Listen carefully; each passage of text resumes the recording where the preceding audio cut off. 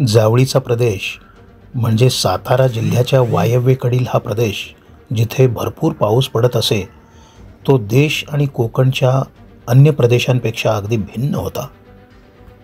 डोंगर आणि दऱ्याखोऱ्यांनी व्यापलेला हा प्रदेश संरक्षणाच्या दृष्टीने अगदी अभेद्य असाच होता। घनदाट जंगल, करवंदाच्या आणि इतर काटेरी जाळ्या यामुळे परिचित आणि सराईत माणसाखेरीज दुसऱ्यांना वाट काढणेही अशक्य ठरे। कोकणात जाणाऱ्या खिंडी, घाट आणि वाटा या जावळीतूनच जात होत्या आणि जावळीच्या या दुर्गम जंगली प्रदेशात मोऱ्यांचे घराणे कित्येक पिढ्या अधिराज्य गाजवित होते। पार घाटाच्या टोकाला असलेली जावळी ही या मोऱ्यांच्या वस्तीचे मुख्य ठिकाण होते। विजापूरच्या सुलतानाचे नाममात्र स्वामित्व मानून या प्रदेशात ते सार्वभौम सत्ताधीशाप्रमाणेच वावरत असत। आदिलशाही सुलतानांकडून या घराण्याला चंद्रराव हा किताब मिळालेला होता आणि सर्वात महत्त्वाची गोष्ट म्हणजे या जावळीचे चंद्रराव मोरे, ज्यांना शिवाजीराजांनी स्वतः स्थानापन्न केले होते, ते स्वतःच महाराजांशी फटकून आणि प्रतिकूल वागू लागले होते। इकडे विजापूरचा सुलतान महम्मद आदिलशहा याचा आजार अधिक बळावला होता। आदिलशाही दरबारातच अगदी दुफळ्या माजू लागल्या होत्या।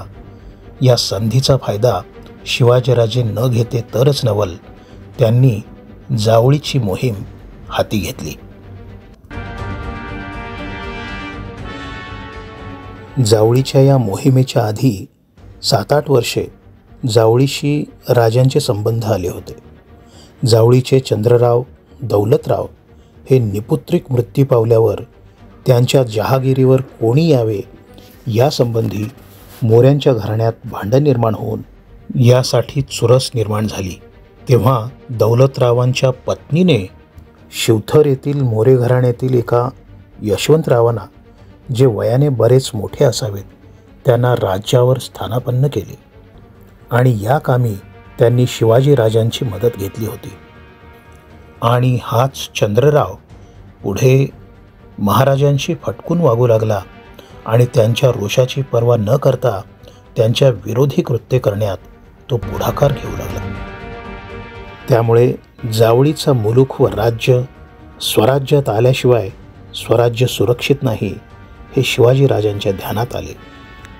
जावळीवर आक्रमण करून 15 जानेवारी 1656ला राजांनी जावळी काबीज केली। येथील चंद्रराव आपल्या बायका मुलांसह रायरी म्हणजे रायगड किल्ल्यावर पळून गेला। यावेळी राजांनी स्वतः 2-2.5 महिने जावळीत मुक्काम करून जावळी प्रदेशाची व्यवस्था लावली आणि त्यानंतर राजांनी रायरी म्हणजे जेथे चंद्रराव लपून बसला होता त्या रायरीला वेढा घातला। यात यशवंतराव म्हणजे हा चंद्रराव मारला गेला। त्याची 2 मुले बाजी आणि कृष्णाजी ही दोन्ही महाराजांच्या ताब्यात आली आणि राजांनी त्यांना कैदेत ठेवले। पण पुढे कैदेत असतानाच त्यांनी सुभेदार घोरपडे आणि विजापूर दरबाराशी पत्रव्यवहार करून फितुरीचा आरंभ केला। तेव्हा राजांनी त्यांना देहांताची शिक्षा दिली। स्वराज्याला केलेला विरोध आणि शत्रूशी हात मिळवणी या दोन्ही गोष्टी कधीही सहन केल्या जाणार नाहीत। या गोष्टी घडून आल्यास अत्यंत कडक शासन केले जाईल, हेच या कृतीने शिवाजीराजांनी स्पष्ट करून दाखवले।